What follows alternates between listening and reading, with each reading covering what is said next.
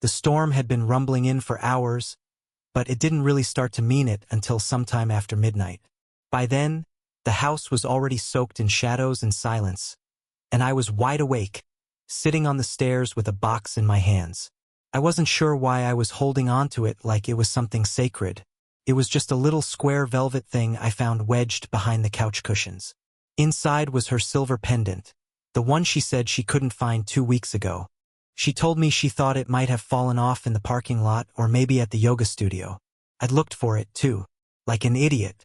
Finding it now, hidden like that, it didn't feel like relief. It felt like a crack forming in something I hadn't realized was fragile until just then. And then, as if the universe wanted to drive the point home, I heard the beep. Not a beep from a phone or a microwave. No, this was our car. The one parked in the driveway. It was the unmistakable double chirp of the auto start shutting off. The kind you only hear when the car's been remotely turned off from the key fob. I checked the time. 3:04 a.m. My stomach sank before my feet moved. I stepped down slowly, careful not to creak the floorboard by the third step. That one always gave me away. I moved toward the front window and eased the curtain back just an inch. There she was, Julia, getting out of the back seat of a dark sedan I didn't recognize. She had a hoodie pulled over her head, too big for her, and I knew every article of clothing she owned. That hoodie wasn't hers, not even close. It hung off her like it belonged to someone else. Because it did. Then the passenger side opened. A guy stepped out. Couldn't see much of his face, just the way he moved, loose, familiar, too comfortable. He was rolling up the sleeves of his shirt like they'd been inside for a while. They stood close under the awning, saying something to each other. She laughed. Not the fake laugh she used at work. The real one, the kind I hadn't heard in a long time. Then he touched her back. Just his hand resting on the curve of it. It wasn't a tap. It was a hold. Like he didn't want her to go. I stood there watching, heart in my throat, while the rain sliced sideways across the porch light. My fist tightened around that stupid box. I wasn't sure what I was feeling yet. Only that it burned. She didn't even look toward the house before she came inside. Just opened the door like she lived here. Like nothing was wrong. "Josh," she said softly, when she saw me standing there in the hallway. "You're awake." I didn't respond. Couldn't. I was still taking it all in, her appearance, the subtle details. Her hair was damp but not from the rain. It had that slight frizz it gets when it's been air drying too long. Her eyeliner had smudged under one eye, and the lipstick that I'm guessing had been red earlier was now a faint, faded halo on her mouth. Not smeared exactly, but disrupted. The worst part? The smell. That was what really got me. It wasn't her perfume. It was cologne, faint but distinct and definitely not mine. I knew it wasn't from hugging a female friend. "I thought you were staying at Megan's," I said quietly, finally finding my voice. She blinked, like she hadn't expected to be questioned. "I was supposed to," she said quickly. "But she ended up leaving early. Her boyfriend picked her up. Last-minute thing." "And you didn't text?" "I didn't want to wake you." She pulled off the hoodie, his hoodie, and tossed it casually onto the hook near the door like it belonged there. "So you stayed with an old friend," she said, just a beat too quickly. "You don't know him? From college?" "Him." Of course it was him. She tried to brush past me, walking toward the stairs, but I didn't move. I held up the little box instead. "Found this behind the couch." She glanced at it, smiled faintly, almost like I'd given her a birthday gift. "Oh wow, I've been looking everywhere for that." She took it from me like it didn't mean anything, like it wasn't a symbol of something rotten growing between us. "You were up late," she added, pausing halfway up the stairs. "Couldn't sleep?" "Guess not," I said. My voice sounded distant in my own ears. She nodded, almost like she pitied me. "I'm gonna shower. I smell like smoke." We were out on the patio for a while. That much was probably true. Her clothes had that faint burnt wood scent to them, like a fire pit at someone's place. Not Megan's apartment. Megan lived in a high-rise downtown. No backyard. I waited until I heard the shower running upstairs. I didn't follow. I just stood there, still hearing the echo of that car door slamming shut, still seeing the way his hand lingered on her back, still smelling the ghost of him on her. Something had shifted, and I knew, maybe not the full truth, not yet, but I knew enough. The details would come later, but the feeling, that had arrived right on time. I went to the kitchen, poured myself a glass of water, and sat at the table in the dark. Rain hammered the windows like it was trying to drown the whole house. But the storm wasn't outside anymore. It was here in me. And that night, without saying a word, I made a quiet promise to myself. I would find out. No confrontation. No accusations. Not yet. But the game had changed. And I wasn't going to keep pretending nothing was wrong. The next morning, the storm had passed. But the silence in the house felt heavier than any rain. Julia was already gone by the time I got up. No note, no text. Not even a cold cup of coffee left for me on the counter like she used to. I stood in the kitchen, holding her pendant in my palm, staring at the empty spot on the hook where she'd hung that oversized hoodie, the one that definitely wasn't hers. I ran my thumb along the curve of the pendant, still not sure why it bothered me so much. No, that's a lie. I knew exactly why it bothered me. Because the moment I saw her with him, something inside me had clicked. Not exploded, not yet.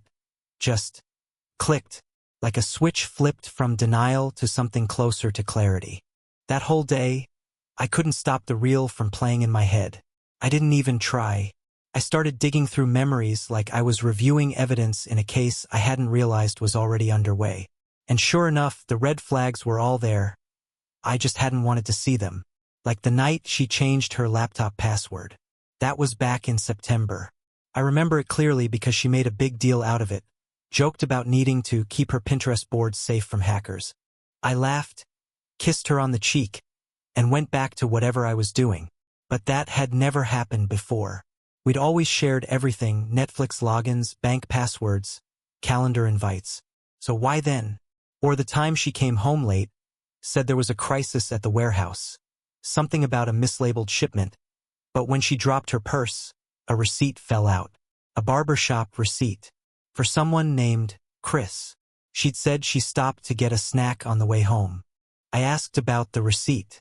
She barely glanced at it before saying it must have been stuck to her shoe. I let it go. Then there was the phone thing.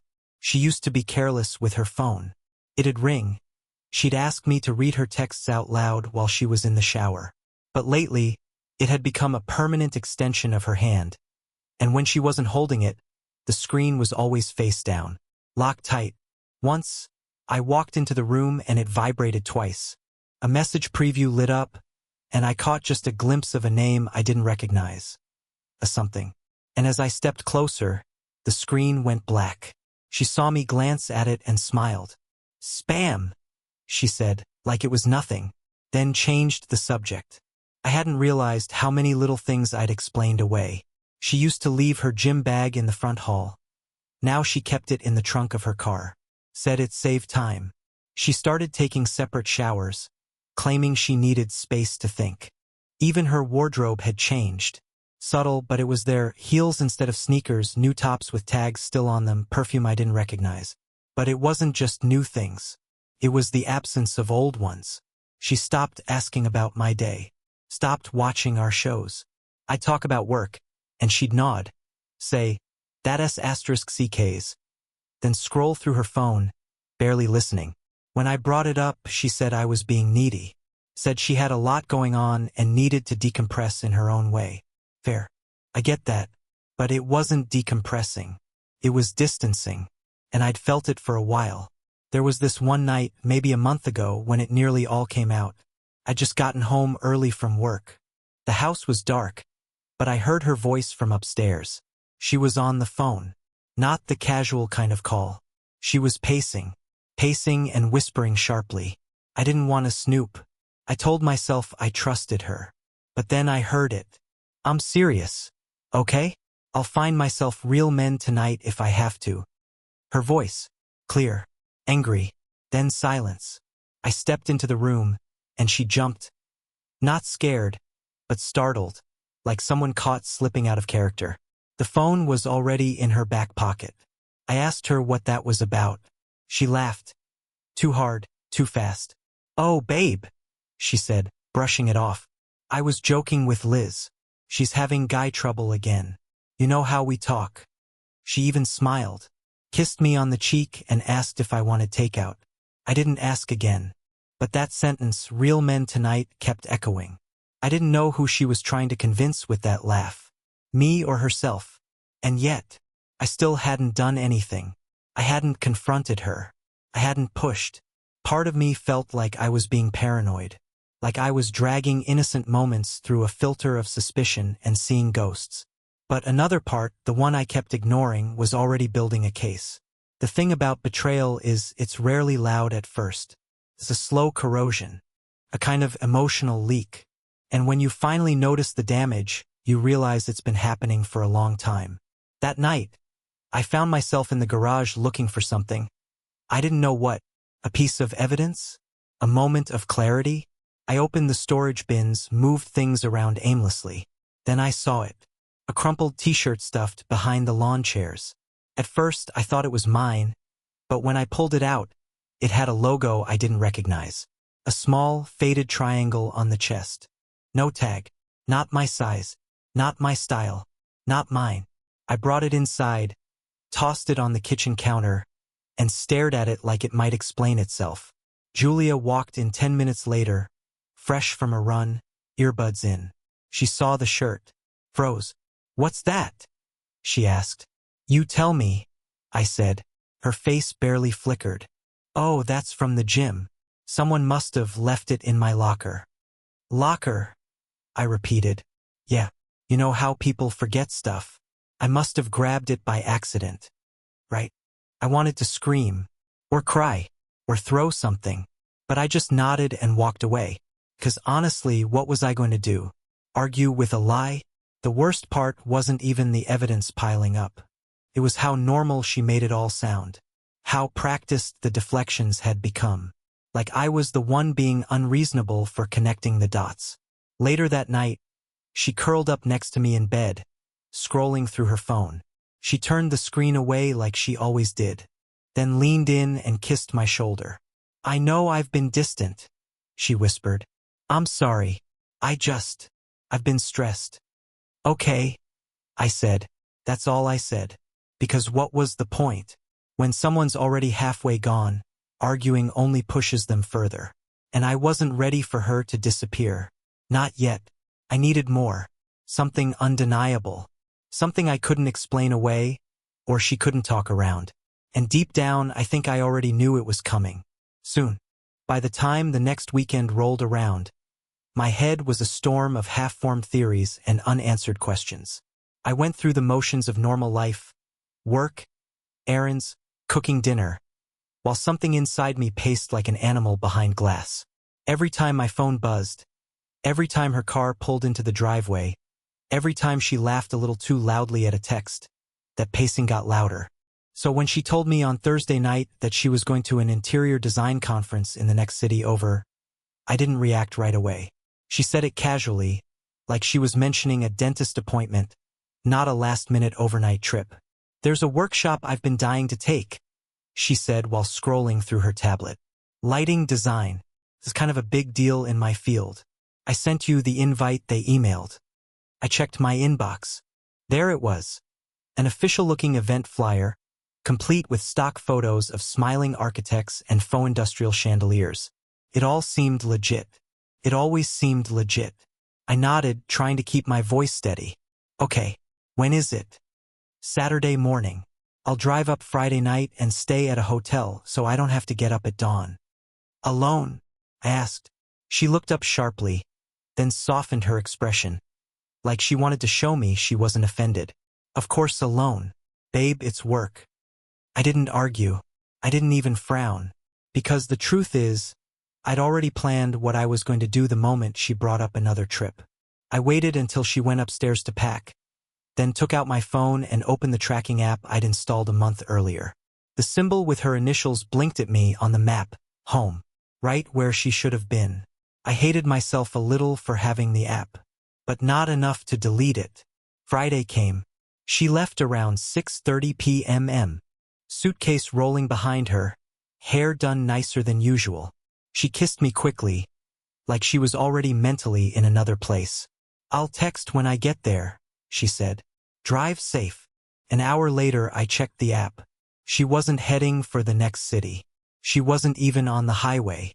Her little blue dot had turned off the main road entirely and was parked near a cluster of buildings off a side exit. The kind of exit people only take when they know exactly where they're going. A gas station. A roadside motel. 2 restaurants. That was it. The conference wasn't until tomorrow. And she was already here? My pulse kicked up so fast I felt lightheaded. I told myself not to jump to conclusions, not to be the paranoid husband I was terrified of becoming. But as I grabbed my keys and headed out the door, I already knew exactly what I'd find. The drive was only 40 minutes, but every minute felt like 10. When I finally reached the area, I parked behind the gas station, cut the engine, and sat in the dark, staring across the lot at the motel glowing under cheap yellow bulbs. The kind of place with hourly rates and no questions asked. Her dot wasn't moving. I walked the rest of the way, keeping close to the building, staying out of sight as I approached the row of windows. The blinds were pulled in, most of them, but not fully. Room 14 had a sliver open, just enough for me to see shapes and shadows. My hands shook as I stepped closer. There she was, Julia, sitting on the edge of the bed in a white robe, her legs pulled underneath her, holding a glass of wine. Her hair was loose, falling over her shoulder. She looked relaxed, too relaxed for someone who supposedly had a long drive and an early morning workshop. And next to her, a man. Not the guy from the car the other night. Someone else. Broad shoulders, tank top, tattoos on his arms. He reached over, brushed her hair back like he'd done it 1,000 times. She leaned into the touch. They were talking softly, laughing. She put her hand on his knee. He kissed her shoulder. Then he stood and turned off the lamp. That was enough. I backed away, feeling hollow, like something inside me had turned off along with that light. I didn't storm in, didn't bang on the door, didn't scream her name in the parking lot. I didn't want a scene. I didn't want explanations or lies or apologies rehearsed in that soft voice she used in fights. I just walked back to my car, got in, and stared at the steering wheel. My hands looked wrong, too calm for what I'd just seen. The drive home was quiet, surreal.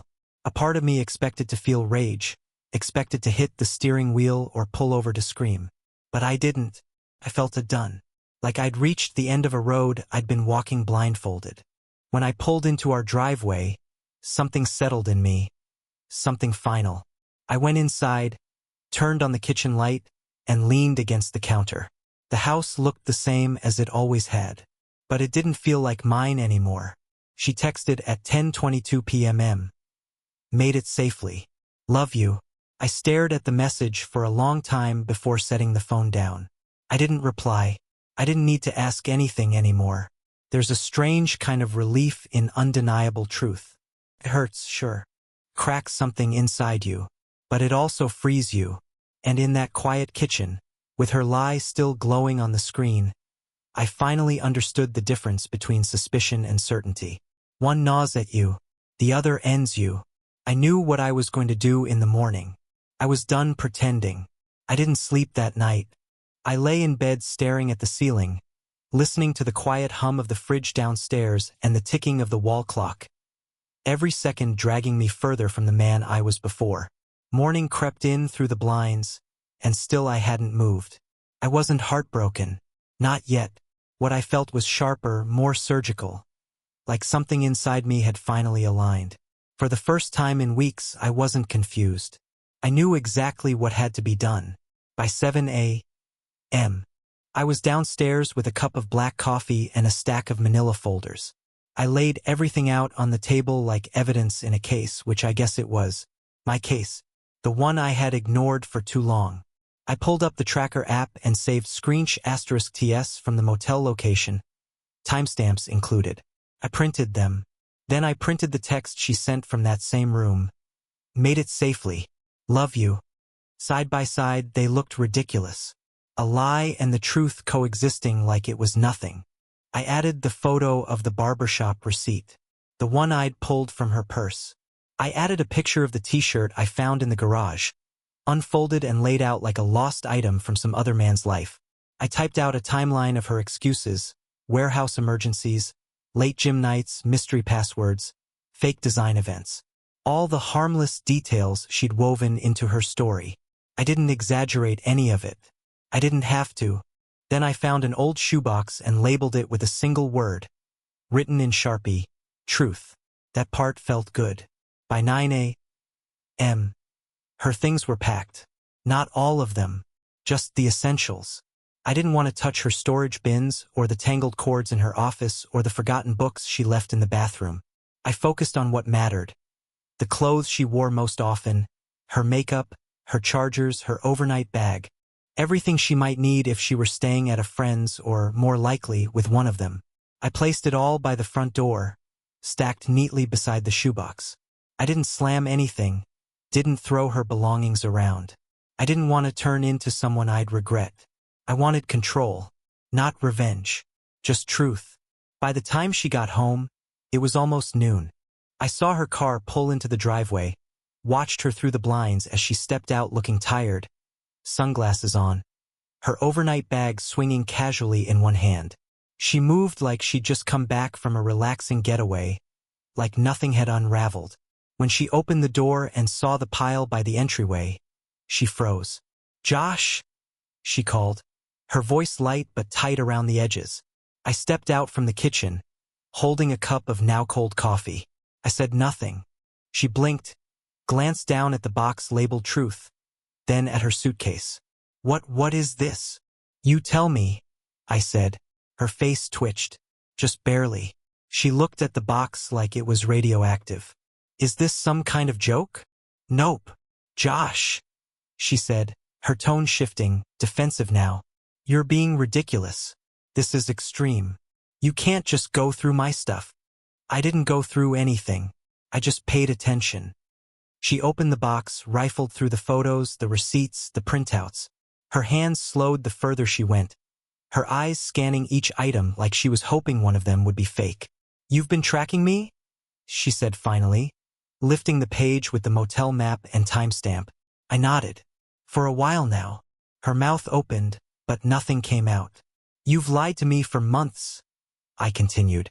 "Gaslit me, laughed at my suspicions. Do you really think you could keep this going forever?" "It's not what you think," she said. "Classic." "No." I tilted my head. "So explain it. Explain the motel. Explain the robe. Explain the guy." She hesitated. Then, in the strangest twist, she didn't explain anything.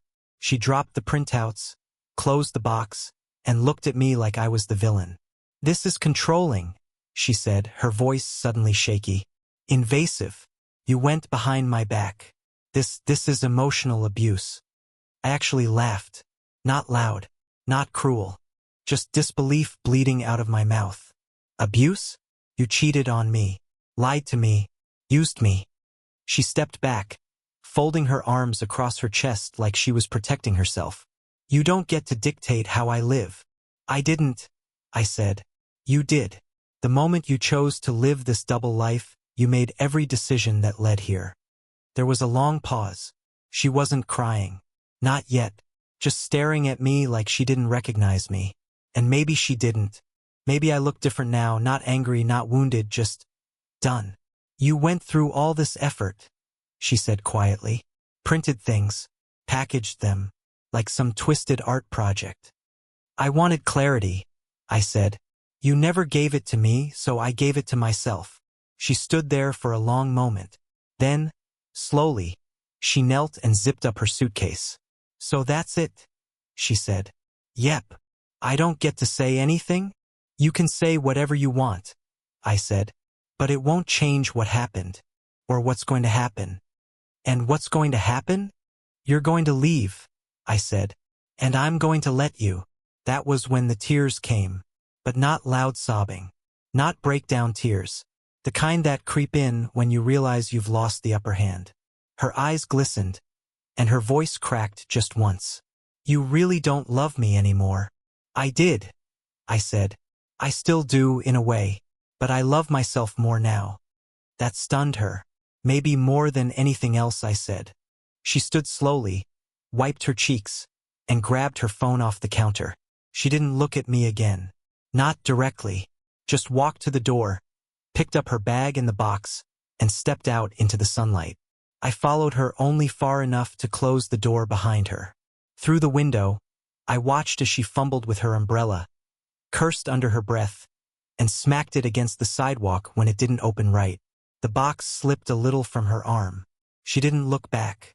The rain had started again, light but steady, felt fitting. Inside, the house was quieter than I'd ever heard it. Not just physically, spiritually quiet, like it had been holding its breath for weeks, and now, finally, it could exhale. I stood in the middle of the living room for a long time, staring at the empty hooks by the door. No keys, no hoodie, no trace of her except a faint perfume she hadn't worn in years. She was gone, and I didn't feel empty. I felt like I'd finally come up for air. It's strange how fast a house can change its shape. One moment it's filled with memories, routines, the smell of her shampoo in the bathroom. The next, it feels hollow, not just empty, but stripped of something invisible. I didn't touch anything after she left. Not right away. I just sat on the couch, the same spot I'd sat on 1,000 times before, and listened to the quiet. Noticed the small dents on the coffee table where she used to drop her keys. The half-wilting plant she never remembered to water. The calendar still turned to last month, with her handwriting circling a date that now meant nothing. She didn't text, didn't call. No parting **TS. No drawn-out arguments. Just silence. That night, I slept on her side of the bed. Not because I missed her. I didn't. Not really. I think I just wanted to see if it felt different. Didn't. It was still a mattress. Still warm from the sun coming in through the windows in the afternoon. Still mine. The next few days passed like fog. I ate what was in the fridge. Took long walks without purpose. Found myself pausing in the middle of rooms I never used, forgetting what I was looking for. It felt like I was living in a house someone else had moved out of, except I was the one still here. It wasn't until the following weekend that I found the box. I was reorganizing the utility closet, not really out of necessity, just trying to reclaim space. I pulled down a stack of old shoeboxes, holiday decorations, extension cords, things that hadn't been touched in years, and wedged between two dusty bins was a plastic storage container with a sticker on top. Do not touch, personal. Her handwriting, slanted and familiar. I almost put it back, but something made me open it. Maybe I was hoping for something healing. Closure. Proof that the person I fell in love with still existed under all the layers of lies. What I found instead was worse. Letters. Dozens of them. All folded neatly, some in envelopes, others just pages. Some yellowed with age, others clearly recent. I pulled out a handful and sat cross-legged on the floor, unsure if I was ready for what I was about to read. They weren't addressed to me. That was the first blow. The names varied: Tyler, Sam, Liz, Chris. Even a few without names, just titles like To the One I Almost Told or what I would have said if I had the guts. I opened the one dated 2018, written in her old handwriting, the kind she used before switching to all caps in texts. I cheated on Josh. With a client. Felt like a dream. He was kind, attentive. I thought it was harmless. But it happened. Couldn't tell Josh. He loves me. And I'm broken. I ruin things when they're good. I can't stop it. I don't know why. I read it 3 times. Then I read the next. I told myself it was just texting. Just flirting. But when I showed up at his apartment, I already knew what I was doing. I just didn't care anymore. Another one, this time addressed to Liz. Don't judge me. Okay? He doesn't look at me like he used to. And I'm tired of feeling invisible. Derek sees me. I don't want to be that woman, but here I am. Derek. That name again. There were more. Too many to count. Some written like confessions, others like journal entries. One started with day after the wedding.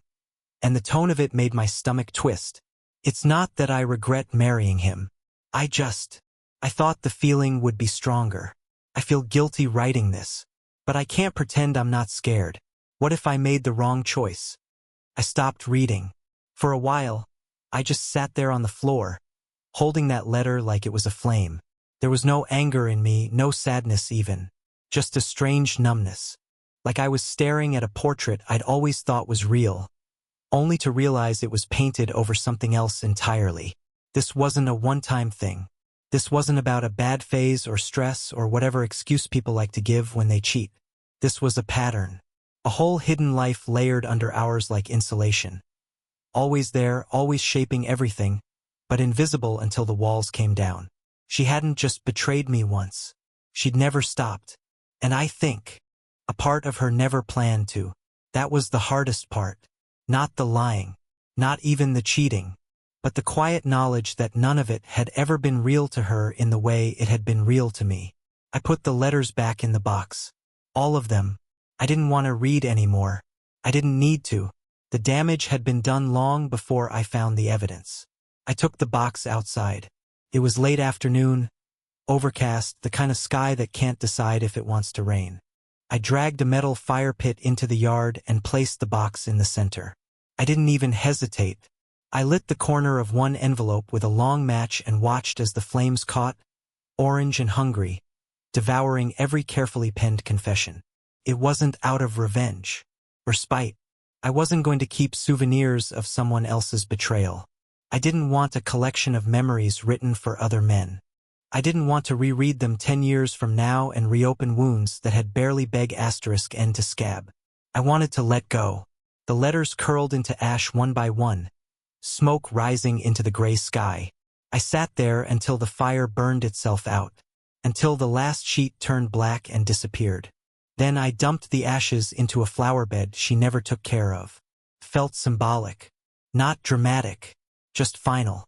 That night, I opened a clean notebook and wrote something down. She didn't break me.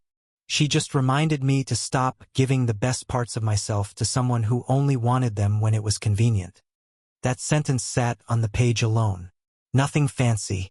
Nothing poetic. Just the truth. The kind I didn't need a shoebox to find. A month later, Claire, someone from Julia's therapy group, found me. She warned me Julia had flirted with the therapist, joked about me not being a man, said I was boring. Claire gave me audio clips. I only listened to a few. It was enough. Julia's chaos wasn't about one man. It was who she was. I thanked Claire and finally breathed. I moved to a cabin in the woods. Peaceful. Quiet. I started writing again. About me. I sent Julia a box with a note. No more what-ifs. This is goodbye. I deleted her number, wiped the cloud. Not revenge.